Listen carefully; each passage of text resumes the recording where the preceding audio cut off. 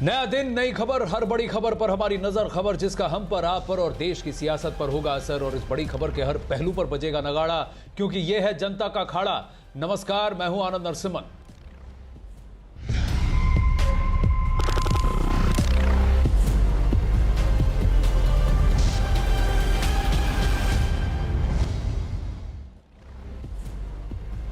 अखाड़ा में आज सबसे पहले बात करेंगे कोविड के बढ़ते कहर की। दोस्तों, दूसरे वेव में, कोरोना के सेकेंड वेव में जिस तरह से कोविड का कहर बढ़ा है और पॉजिटिविटी रेट्स बढ़ी हैं, बहुत ही चिंताजनक है। मेरा आपसे विनम्र निवेदन है, घर से बाहर निकले तो मास्क जरूर पहने, और अगर पतली लेयर है तो 2 लेयर की मास्क जरूर पहने। ऐसा मास्क पहने जिसमें कम से कम 2 लेयर्स हों, ताकि आप अपने आप को सुरक्षित रख सकें। इस कहर से बचना बहुत ज़रूरी है, क्योंकि जिसको लगती है, जिसको कोविड होता है, वही समझता है कि इसमें तकलीफ कितनी होती है, और कोई अपने दुश्मन को भी नहीं चाहेगा कि इस तरह से ये महामारी किसी को हो, उसको भी हो। इस तरह से ये कोविड आपको सता सकता है। अभी अहमदाबाद और गुजरात की हालत देख लीजिए। अहमदाबाद प्रदेश के सबसे बड़े कोविड अस्पताल में अब बेड्स नहीं हैं।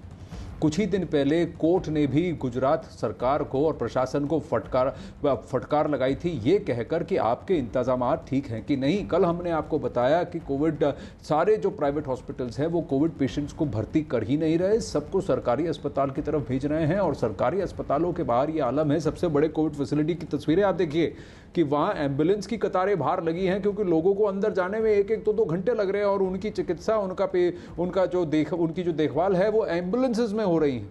जनक दबे ये रिपोर्ट लेकर आए हैं।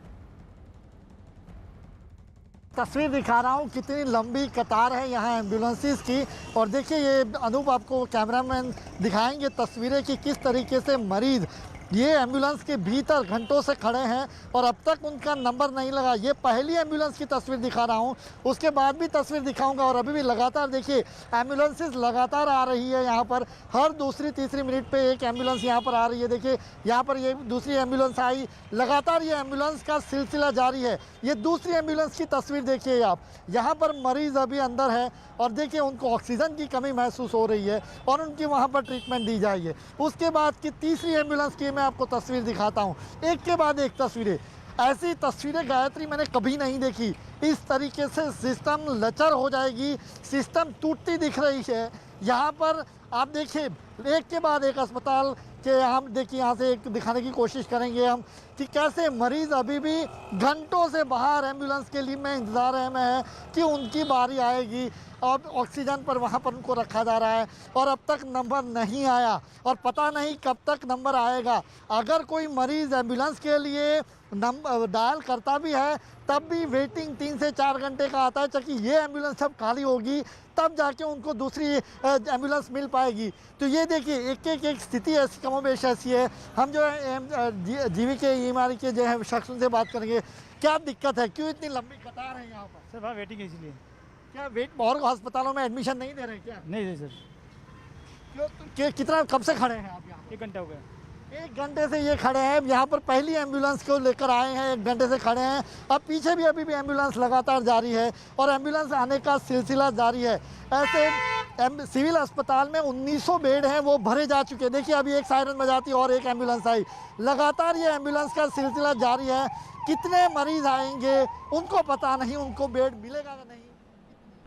और इस वक्त एक और बड़ी खबर आ रही है। अखिलेश यादव के बाद अब योगी आदित्यनाथ, उत्तर प्रदेश के मुख्यमंत्री, वो भी अब कोविड पॉजिटिव हो गए हैं। उन्होंने खुद अब ट्वीट कर ये लिखा है कि शुरुआती सिम्टम्स होने के बाद कल उन्होंने अपने आप को आइसोलेट कर लिया था, और अब उन्होंने लिखा है शुरुआती लक्षण दिखने पर मैंने कोविड की जांच कराई और मेरी रिपोर्ट पॉजिटिव आई है। मैं सेल्फ आइसोलेशन में हूं और चिकित्सकों के परामर्श का पूर्णतः पालन कर रहा हूं। सभी कार्य वर्चुअली संपादित कर रहा हूं। तो यानी सो फार उनकी तबीयत ठीक है। वो ज़्यादातर माइल्ड सिम्टम्स लग रहे हैं, लेकिन वो कोविड पॉजिटिव हैं। उनके निकटतम कई सारे जो सीनियर ऑफिशियल्स और ब्यूरोक्रेट्स थे उनकी टीम के, उनमें से कई सारे कोविड पॉजिटिव हुए थे, और जिसके बाद उन्होंने अपने आप को आइसोलेशन में डाल दिया था। अब वहां देखिए विपक्ष के अखिलेश यादव भी कोविड पॉजिटिव हो चुके हैं। जिस तरह से ये संक्रमण फैल रहा है, हर किसी का विकेट गिर रहा है। इसीलिए मैं आपसे फिर कहूंगा, इससे पहले कि हम अजीत सिंह से जुड़ें और भी डिटेल्स लेने की कोशिश करें योगी आदित्यनाथ के स्वास्थ्य पर। मैं आपसे फिर आग्रह करूंगा, मास्क पहनो इंडिया। अपना स्वास्थ्य, अपने स्वास्थ्य की जिम्मेदारी हमारी खुद की है। अगर हम लापरवाह हुए तो ये कोरोना हमको धर लेगा। ये सीधी सी बात है। और इस बार जिस तरह से संक्रमण फैल रहा है बहुत चिंताजनक है। योगी आदित्यनाथ काफी सारा एग्रेसिव कैंपेन भी कर रहे थे बंगाल में। अब उनकी टीम में से कई लोग पॉजिटिव भी हुए थे। ब्यूरोक्रेट्स जो कई सारे आला जो अधिकारी हैं उनकी टीम में, उनमें से कई सारे कोविड पॉजिटिव हुए थे। अजीत सिंह जुड़ रहे हैं। कैसा है योगी जी का स्वास्थ्य? उन्होंने ट्वीट करके जिस तरह से लिखा है उससे ऐसा लग रहा है कि वो अपने कार्य का निर्वाह कर पा रहे हैं। माइल्ड सिम्टम्स लग रहे हैं। जांच कराई थी और कल ही उन्होंने आइसोलेट कर दिया था और आज उनकी जो रिपोर्ट आई है वो पॉजिटिव आई, जिसके बाद उन्होंने कहा कि वो सेल्फ आइसोलेशन में चिकित्सकों की सलाह से काम करें और सभी कार्य को वो वर्चुअली संपादित करें। यानी उनकी तबीयत ठीक है, उन्हें बहुत ज्यादा कोई परेशानी नहीं है। लेकिन चूंकि उनके प्रमुख सचिव जो मुख्यमंत्री थे, एसपी गोयल जो उनके विशेष सचिव थे, अमित सिंह उनके ओएसडी जो थे, अभिषेक कौशिक, सभी लोग कोरोना पॉजिटिव थे। लिहाजा उसको देखते उन्होंने अपनी जांच कराई थी जिसमें रिपोर्ट पॉजिटिव आई है। फिलहाल उन्होंने अपने को आइसोलेट कर लिया है और कहा है कि वो चिकित्सकों की सलाह मान रहे हैं। जो लोग उनके संपर्क में आए हैं वो अपनी जांच अवश्य करा लें और एहतियात बरतें। फिलहाल उनका स्वास्थ्य ठीक है, किसी प्रकार की कोई दिक्कत नहीं, लेकिन रिपोर्ट पॉजिटिव आई है। लिहाजा उन्हें कोविड के नियमों का पालन करना और उन्होंने खुद को आइसोलेट किया। आनंद, तो यानी अजीत, इसी से संकेत मिल रहे हैं कि लखनऊ में और उत्तर प्रदेश में कोविड का संक्रमण काफी फैल रहा है। अगर मुख्यमंत्री की टीम इसके चपेट में आ गई है, पहले वेव में उनको नहीं हुआ था, और अगर मुख्यमंत्री जी की टीम इस पे चपेट में आ गई है, ब्रजेश पाठक उनके मंत्रिमंडल के जो हैं उन्होंने भी चिट्ठी लिखी थी, भले ही उस पर उसकी ऑथेंटिसिटी पर लोग सवाल उठा रहे हैं। लखनऊ में जिस तरह से 5000 से ज्यादा केसेस आए हैं, लग रहा है कि कोविड का सिचुएशन आउट ऑफ कंट्रोल हो रहा है। देखिए, बिल्कुल जो स्थिति है वो काफी भयावह है। प्रतिदिन 5000 से ऊपर केसेस जो आ रहे हैं, अस्पतालों में बेड नहीं है, बहुत सारी समस्याएं हैं। सरकार की तरफ से आज ही देखिए मेडिसिन लाने के लिए स्पेशल प्लेन सीएम योगी ने भेजा है अहमदाबाद। तो निश्चित तौर पर जो स्थिति है, लगातार जिस तरह केसेस बढ़ रहे हैं उसको लेकर एमबीबीएस के 4th और 5th ईयर के छात्रों को ड्यूटी में लगाया गया। तो कोशिश सरकार की तरफ से की जा रही है, लेकिन जो स्थिति है वो काफी चिंताजनक है। अफसर जरूर काम कर रहे हैं, लेकिन टीम 11 काम कर रही है, लेकिन बहुत सारे लोग जो लगातार कोविड पॉजिटिव होते जा रहे हैं। सरकार के मंत्री जो है नगर विकास मंत्री, आज वो कोविड पॉजिटिव हो गए। आशुतोष टंडन, इसके अलावा कृषि मंत्री सूर्य प्रताप शाही पॉजिटिव है। तो एक एक करके जो स्थितियां बन रही वो काफी स्थिति ठीक नहीं, जिसको लेकर लगातार मुख्यमंत्री काम भी करें। और कल उन्होंने देखिए वर्चुअली तरीके से सभी धर्म गुरुओं से बात किया, स्थानीय निकायों से बात किया, वर्चुअली अपने कार्य को संपादित कर रहे हैं वो। अजीत, योगी जी ने पहला राउंड ऑफ वैक्सीनेशन का डोज भी लगवाया है, तो कहीं ना कहीं ये भी उम्मीद देख सकते हैं कि शायद अगर उनको सिम्टम्स भी हो या उनको कोविड हो पर ये माइल्ड हो और छू कर निकल जाए। क्योंकि कई जगह ये कहा जा रहा है कि जिन्हें वैक्सीनेशन हो चुका है, जिनका टीका लग चुका है, उनको अगर ये संक्रमण होता भी है तो भी इसके सिम्टम्स ज़्यादा तीव्र नहीं होते। अब कहीं ना कहीं ये जिस तरह से ये पॉजिटिविटी रेट है, इसको कंट्रोल में लाने के लिए क्या आप कदम उठाए जाएंगे? क्योंकि इसी माहौल में कुंभ भी हो रहा है। देखिए, बिल्कुल इसीलिए लोगों को जागरूक किया जा रहा है। मुख्यमंत्री ने कल भी इस अफसरों को निर्देश दिया था कि ज्यादा से ज्यादा लोग जागरूक करें। मंत्रि परिषद की बैठक की थी कि अपने क्षेत्रों में लोगों को जागरूक करें, कोविड के नियमों का पालन करें। और चूंकि जिस तरह की स्थिति है उससे लड़ना काफी कठिन है, लिहाजा जागरूकता ही सबसे बड़ी जरूरी चीज है। मास्क लगाना जरूरी चीज है, एपिडेमिक एक्ट का पालन करना जरूरी है। इन सब को लेकर मुख्यमंत्री लगातार काम करें। और जो पहली डोज लगती है उसका असर जरूर, चिकित्सक कहते हैं कि उसके बाद कोविड का असर कम होता है, तो उसको लेकर भी आगे का देखा जाएगा कि क्या स्थिति बनती है। फिलहाल चिकित्सकों की सलाह पर मुख्यमंत्री योगी आदित्यनाथ ने अपने आप को आइसोलेट कर लिया। आनंद,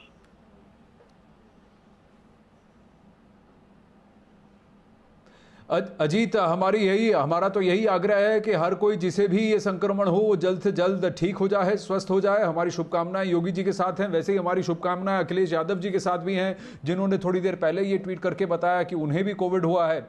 अब वापस चलते हैं, जिस तरह से यहाँ पर तैयारी ढीली लग रही है। अगर गुजरात की बात करें, अहमदाबाद की बात करें, जिस तरह से संक्रमण फैल रहा है, जिस तरह से नए नए केसेस आ रहे हैं, अस्पतालों के बाहर तांते लग रहे हैं, बहुत लंबी कतारें, एम्बुलेंस की कतारें आप लग रहे हैं, बहुत घंटों का इंतजार करना पड़ रहा है, क्योंकि प्राइवेट हॉस्पिटल जो हैं वो पेशेंट्स को एडमिट नहीं कर रहे और सारे एम्बुलेंसेस को सरकारी अस्पताल और सरकारी कोविड सेंटर की ओर भेजा जा रहा है। जनक दवे हमारे साथ जुड़ रहे हैं। जनक, वहां पर जो ग्राउंड सिचुएशन है काफी चिंताजनक है। आप खुद कह रहे थे कि आपने शायद पहले कभी ऐसा सिचुएशन ग्राउंड पर नहीं देखा कि इस तरह से वहां पर एम्बुलेंस की लाइनें लग रही हो और प्राइवेट हॉस्पिटल जो हैं पेशेंट्स को एडमिट नहीं कर रहे हैं। बिल्कुल आनंद, देखिए स्थिति में कोई बदलाव नहीं है। 1 घंटे से मैं खड़ा हूँ, इनफैक्ट जो कतार है वो लंबी होती जा रही है। अब आपको मैं पहले दिखाऊंगा तो तस्वीर, जो एम्बुलेंस 45 मिनट, एक एम्बुलेंस को अंदर जाने में 45 मिनट जितना वक्त लगता है या 1 घंटा, तो मान लीजिए अगर 12 एम्बुलेंस है तो 12 घंटे बाद उस मरीज को एडमिशन मिलेगा, तब तक कि केवल प्राथमिक उपचार ही उसको हो पाएगा। ऐसे में दिक्कत कितनी है ये अपने आप में पता चलता है।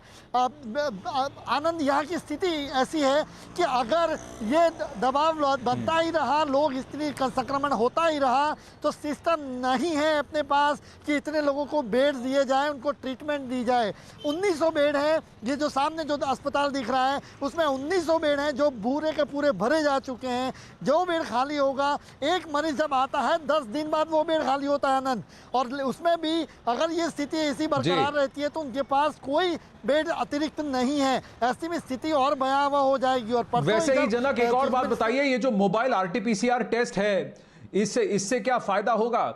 और मुझे आपके स्वास्थ्य की भी चिंता है जनक। आप बहुत ही एक हाईली कंटेजियस जोन में से आप रिपोर्ट कर रहे हैं। मुझे आपके और आपके विजय की स्वास्थ्य की चिंता है। कृपया अपने सारे प्रोटोकॉल्स को ध्यान रखें, मास्क पहने रहें और अपने आप को सैनिटाइज करते रहें और जहां तक हो सके दूरी बना के रखें। लेकिन एक बात बताइए, ये जो मोबाइल आरटीपीसीआर टेस्ट की जो मुहिम है अहमदाबाद म्युनिसिपल कॉर्पोरेशन की, क्या इससे कुछ फर्क पड़ने वाला है? इससे काफ़ी फर्क पड़ेगा, एक उम्मीद जताई जा रही है। क्योंकि गुजरात हाईकोर्ट ने जब फटकार लगाई सरकार को कि टेस्ट के जो रिजल्ट्स हैं वो 36 से 48 घंटे बाद आते हैं और आम इंसान के पास तो वो जाने का चांस नहीं होता। ऐसे में सरकार को कुछ सोचना पड़ेगा। और आखिरकार सरकार ने, अहमदाबाद नगर निगम ने ये एक शुरू किया प्राइवेट प्रोजेक्ट के तौर पर ही देखे उसको, लेकिन एक पायलट प्रोजेक्ट में भी काफ़ी आज से दिन में एक सोशल डिस्टेंसिंग बनेगा। अगर आप अपनी कार में बैठे हैं और दूसरी कार आप से तो थोड़ी दूरी पर है तो अपने आप सोशल डिस्टेंसिंग बनेगा। तो ये एक सबसे बड़ी बात है। और ज़्यादातर जिन लोगों जो आ रहे हैं उनको लंबे घंटे इंतजार भी करना है, तो अपनी गाड़ी में बैठे हैं तो आराम से वो अपना टेस्ट करा सकते हैं। और जो बताया जा रहा है, आज सुबह जब मैं वहाँ रिपोर्ट करने गया था, दावा ये किया जा रहा है कि 24 घंटे में वो रिपोर्ट मिलेगी। तो ऐसे में आरटीपीसीआर रिपोर्ट अगर जल्दी होगी तो उसकी ट्रीटमेंट, लेकिन ट्रीटमेंट के सामने की स्थिति देखिए आनंद, यहाँ पर कतार लगातार बढ़ती जा रही है और मरीज घंटों तक एम्बुलेंस में इंतजार करता रहता है और उसको प्राथमिक उपचार ही मिल पाता है। उसको जो अतिरिक्त दवाई देनी है या उसको ट्रीटमेंट देनी है वो नहीं दी जाती है। ऐसे में कई बार मरीज बेड तक जाए उससे पहले ही दम तोड़ देता है। तो ये स्थिति फिलहाल अभी अहमदाबाद में बनी हुई है। बिल्कुल जनक, इसमें सिर्फ हम एक ही बात कह सकते हैं हमारे दर्शकों को कि आप अपने आप को टेस्ट कीजिए। हल्के से भी सिम्टम्स लगे तो टेस्ट कराने से अपने आप को कतराइए मत और अपने आप को इमीडिएटली आइसोलेट कर लीजिए। दूसरी बात कि आप जब भी बाहर निकलें मास्क लगाकर निकलें और सोशल डिस्टेंसिंग का पालन करें। अगर आप लापरवाही करेंगे तो कोरोना घुसेगा, कोरोना अटैक करेगा और उसके बाद हम ही को भुगतना पड़ेगा, तकलीफें हम ही को झेलनी पड़ेंगी। सरकार, सिस्टम और सबको दोष देने से कोई फर्क नहीं पड़ता। वो अपनी जगह जो कर रहे हैं, लेकिन हमें अपनी जगह जो करना है, हमारी जिम्मेदारी है, उसको निभाने की जरूरत है। आप गुजरात से महाराष्ट्र की तरफ चलते हैं, जहां मुख्यमंत्री उद्धव ठाकरे ने सब कुछ बंद कर दिया लेकिन लॉकडाउन का नाम नहीं लिया। उन्होंने कहा है कि यह कर्फ्यू है, 30 तारीख तक कर्फ्यू है। 30 तारीख तक, आज रात को 8 बजे से 30 अप्रैल तक सब कुछ बंद, सिर्फ एसेंशियल सर्विसेज चलेंगी और पब्लिक सर्विसेज होंगी, लेकिन उसका प्रयोग भी वही कर सकते हैं जो कि एसेंशियल सर्विसेज के लिए जा रहे हैं। सरकार में सरकारी जो ऑफिसेज हैं वो 50% पर काम करेंगी, प्राइवेट ऑफिसेज सब कुछ बंद हैं। धारा 144 लगा दी जाएगी और इस पाबंदी को लागू करते वक्त उद्धव ठाकरे ने साफ किया कि राज्य में लॉकडाउन नहीं लगाया जा रहा, लेकिन सख्ती बरती जा रही है, जिसमें सिर्फ जरूरी सेवाओं को छोड़कर बाकी सभी सेवाओं को बंद करने का आदेश कर दिया गया था। उद्धव ठाकरे ने इसे ब्रेक द चेन मुहिम का नाम दिया है। उन्होंने राज्य के लोगों से अपील करते हुए कहा कि जरूरी काम नहीं हो तो घर से ना निकलें।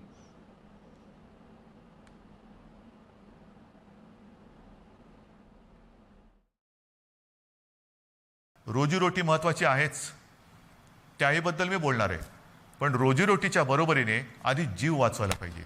जीव वाचलं तर सगळं काही आहे आणि जीव वाचवणं हाच आता समोरचा महत्त्वाचा मुद्दा आहे आणि तो वाचवण्यासाठी मी पुन्हा एकदा सगळ्यांना हात जोडून विनंती करतो आहे की आजपर्यंत जी काही निर्बंध आपण टाकलेले होते त्या निर्बंधात आता आपण अधिक वाढ करतो आहोत। चलिए लाइव ग्राउंड पे चलते हैं हमारे रिपोर्टर के पास। सबसे पहले मुझे बताइए कि महाराष्ट्र में लॉकडाउन का नाम नहीं लिया गया, लेकिन सब बंद कर दिया जा रहा है, लेकिन बसें और ट्रेनें चलेंगे। दिवाकर और अभिषेक हमारे साथ हैं। दिवाकर, मैं सबसे पहले आपसे जानना चाहूंगा कि महाराष्ट्र में ब्रेक द चेन के लिए तो ये मुहिम छेड़ी जा रही है, लेकिन क्या लॉकडाउन के साथ हमेशा म्यूजिकल चेयर्स खेलते रहेगा प्रदेश? क्योंकि वेव 1 में भी यही परिस्थिति थी, जो वेव 2 में है सबसे ज्यादा केसेस वहीं महाराष्ट्र से निकल के आए। आनंद, देखिए नौबत क्यों आई महाराष्ट्र में नौबत क्यों आई? सबसे अहम चीज यह है कि सरकार ने इससे पहले तमाम रिस्ट्रिक्शंस लगाए। उस रिस्ट्रिक्शंस का पालन करवाने के लिए जिस एजेंसियों को जिम्मेदारी दी गई थी, बीएमसी और मुंबई पुलिस को, उन्होंने ढंग से सख्ती से जो है उन रिस्ट्रिक्शंस का पालन लोगों से नहीं कराया, जिसके चलते रिस्ट्रिक्शन के बावजूद भी महाराष्ट्र में कोरोना के केसेज लगातार बढ़ते रहे। कल उद्धव ठाकरे के संबोधन के दौरान एक बड़ी महत्वपूर्ण चीज जो उन्होंने कही कि उन्होंने केंद्र सरकार को पत्र लिखा है, ऑक्सीजन की कमी है महाराष्ट्र में और सेना की मदद से महाराष्ट्र में जो है वो ऑक्सीजन पहुंचाया जाए, इसकी मांग की गई है उद्धव ठाकरे की तरफ से पीएम मोदी से। तो इससे ये पता चलता है कि महाराष्ट्र में हालात किस तरह से बिगड़े हुए हैं। ना बेड्स की अवेलेबिलिटी है, ना ही रेमडेसिविर इंजेक्शन है उसकी अवेलेबिलिटी है, और ना ही जो है जो ऑक्सीजन की कमी के चलते मरीजों की मौत हुई है उसका कोई भी तोड़ सरकार के पास नहीं है। तो इससे पहले जो रिस्ट्रिक्शंस लगाई गई आनंद, उसका अगर सख्ती से पालन कराया जाता तो शायद यह स्थिति नहीं बनती। भले ही उद्धव ठाकरे ने पालन कराया जाता ही नहीं। दिवाकर, अभिषेक, सबसे बड़ी बात यह है कि महाराष्ट्र की जनता को समझने की जरूरत है कि उनकी लापरवाही की वजह से कोविड बढ़ रहा है। अगर लॉकडाउन जैसी अवस्था फिर से आई है, भले ही उसे लॉकडाउन नहीं कहा जा रहा, कर्फ्यू जैसी अवस्था आई है, इस तरह से ब्रेक द चेन मुहिम आई है, तो कहीं ना कहीं जनता की जिम्मेदारी है। क्योंकि जनता ने अगर सजग रहते, जनता अगर सेफ्टी प्रोटोकॉल्स को फॉलो करती, तो शायद कोविड का संक्रमण इस तरह से नहीं बढ़ता। तो जिम्मेदारी दोनों तरफ है, यह समझने की भी जरूरत है लोगों को। लोगों का रिएक्शन क्या है?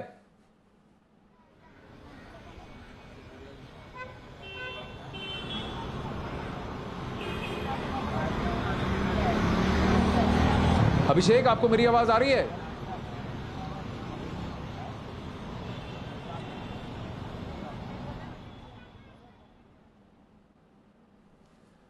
जी, अभिषेक पांडे से बात करें उससे पहले मैं एक और अपडेट देना चाहूंगा हमारे दर्शकों को कि देश भर में कोरोना की दूसरी लहर के गुजरते दिन और ज्यादा खतरनाक होती जा रही है। सिर्फ महाराष्ट्र की बात करते हैं, 50,000 से ज्यादा केसेस वहां महाराष्ट्र में सामने आ रहे हैं। पिछले 24 घंटों में तो मुख्यमंत्री ने खुद कहा कि 60,000 से ज्यादा केसेस थे और 281 लोगों की मौत हुई। मुंबई में पिछले 24 घंटों में 7,900 कोरोना केसेस सामने आए हैं, 26 लोगों की मौत हुई है। नागपुर में 6,800 से ज्यादा केसेस सामने आए हैं, जबकि इस बीमारी की वजह से 65 लोगों की मौत हुई है। और उद्धव ठाकरे ने, जैसा दिवाकर ने कहा, सेंटर से अब गुहार लगाई है। उन्होंने कहा है कि वो प्रधानमंत्री से बात भी करेंगे कि एयरफोर्स मदद करे ऑक्सीजन सप्लाई में। एयरफोर्स की मदद तो होनी चाहिए, क्योंकि ऑक्सीजन की जो सप्लाई है वो रुकी हुई है, उसमें वहाँ पर कमी है। रेमडेसिविर जो इंजेक्शन है जिसको कि क्रिटिकल पेशेंट्स को दिया जाता है अस्पताल में, उसमें भी दिक्कत हो रही है। अब वहीं मुंबई के गार्डियन मिनिस्टर असलम शेख ने क्या कहा, आइए सुनते हैं। असलम भाई, जिस तरीके से आज से लॉकडाउन शुरू हो रहा है 15 दिनों का, किस तरीके से लोगों से अपील करते हैं, खास करके ऐसे समय में जब कोरोना अपने पीक पर पहुंच चुका है? लोगों से यही विनती करते हैं कि हमने बहुत कोशिश की कि इस तरीके के रिस्ट्रिक्शन नहीं लाएं, लेकिन कोरोना का जिस तरीके से पेशेंट्स मुंबई शहर में और महाराष्ट्र में बढ़ रहे थे, कहीं ना कहीं इसकी चेन तोड़ना बहुत जरूरी था। लोगों से यही निवेदन है कि हमने वो समाज के तमाम गरीबों का ध्यान रखते हुए और तमाम इस राज्य में जो लोग रहते हैं उनका ध्यान रखते हुए हमने ये लॉकडाउन किया। इसमें उम्मीद करते हैं कि वो हमारा सहकार्य करेंगे, हमारी मदद करेंगे, ताकि मुंबई और महाराष्ट्र फिर से पूरी तरह से खुल जाए और लोगों का कारोबार बढ़े और सारी त्योहार और सारी चीजें हम फिर से जो है जल्लोष से मनाएं जैसे पहले मनाते थे। अभिषेक पांडे हमारे साथ हैं। अभिषेक, मैं आपसे यही पूछ रहा था कि एक तरफ तो सरकार और सिस्टम पर पूछा जा सकता है कि आप तैयार क्यों नहीं थे, आप सजग क्यों नहीं थे, पर दूसरी तरफ लोगों की लापरवाही की वजह से ही तो ये संक्रमण इस तरह फैला है महाराष्ट्र में। लोगों की क्या प्रतिक्रिया है?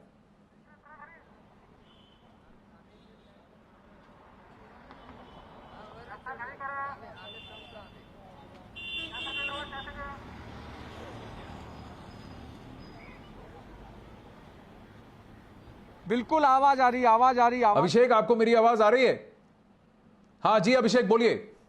बिल्कुल आनंद आ रही है। देखिए जिस तरीके से आनंद सरकार ने भले घोषणा कर दी है, हालांकि आज शाम तक का समय है। अगर तस्वीरें मैं आपको दिखाऊं तो आपको अंदाजा लगेगा, ये चैत्यभूमि का इलाका है जहां पर लोग पहुंचे हैं आज अंबेडकर जयंती पर बाबा साहब को श्रद्धांजलि देने के लिए। लेकिन तस्वीरें देखिए, कई जगहों पर मास्क आपको नजर नहीं आ रहे हैं। उसकी वजह से आपको सीधे ये अंदाजा लगाया जा सकता है कि क्या वजह है, क्योंकि मुंबई में लगातार जिस तरीके के केसेस बढ़ रहे हैं, उद्धव ठाकरे ये कह रहे हैं कि हर व्यक्ति को वो जरूरी है कि मास्क का पालन करे, क्योंकि बिना मास्क लगाए अगर आप पब्लिक प्लेसेस में घूमते हैं तो निश्चित तौर पर ये दिक्कतें होगी। और उसके बाद आज शाम 8 बजे से जिस तरीके से लॉकडाउन का नाम लिए बिना पूरी घोषणा की गई है, उससे अंदाजा ये है कि आज रात 8 बजे के बाद से करीब सब कुछ बंद हो जाएगा, सिर्फ अत्यावश्यक सेवाओं को छोड़कर। इसलिए आज रोड पर भी काफी ज्यादा पब्लिक देखने को मिल रही है, क्योंकि लोगों को लग रहा है कि अगले 15 दिनों के जो चीजें हैं उसको आज ही किया जाना चाहिए। और इसीलिए जगह जगह पुलिस के बैरिकेटिंग और बंदोबस्त भी आपको दिखाई पड़ रहे हैं। ये देखिए तस्वीरें मेरे पीछे, ये पूरे बैरिकेटिंग और बंदोबस्त, आप अंदाजा लगा सकते हैं कि भीड़ इकट्ठा ना हो, इसकी कोशिश लगातार हो रही है। पुलिस और आम आदमियों के साथ इस तरीके के झड़प के नजारे पूरे मुंबई भर में देखने को मिल रहा है। लेकिन उद्धव ठाकरे की कोशिश है कि किसी भी तरीके से कोरोना का संक्रमण को कम किया जाए, और इसके लिए ब्रेक द चेन होना जरूरी है। ब्रेक द चेन तो तभी होगा जब लोग साथ देंगे, जब लोग लापरवाही नहीं करेंगे, जब लोग भीड़ में इकट्ठा नहीं होंगे। अब आप कुंभ की बात कर लीजिए या फिर यहां पर आज चैत्यभूमि की बात कर लीजिए, इंतजामात भले ही हों, लोग तो अपने आप पहुंचे हैं, लोग खुद रिस्क उठाकर पहुंचे हैं। तो अगर रिस्क उठाएंगे, आप कोरोना को मौका देंगे तो कोरोना फैलेगा। तो इसमें फिर आप किसी और को दोष देकर क्या कीजिएगा। दिवाकर और अभिषेक, सेफ रहें। आपके और आपके वीजेस के स्वास्थ्य की मैं शुभकामनाएं करता हूं। आप भी सेफ रहें, आप बहुत इंपॉर्टेंट काम कर रहे हैं ग्राउंड पर, लेकिन जिस तरह से संक्रमण फैल रहा है, प्लीज सारे प्रोटोकॉल्स को फॉलो कीजिएगा। वहीं पर अब अगर आप राजस्थान की बात करें तो राजस्थान में जयपुर से एक बड़ी खबर आ रही है। खबर यह आ रही है कि एक अस्पताल में वैक्सीन के डोसेस की चोरी हुई है। कम से कम 320 डोसेस की चोरी की खबर आ रही है। स्वास्थ्य विभाग ने इस मामले में पुलिस में शिकायत दर्ज करने की भी बात कही है।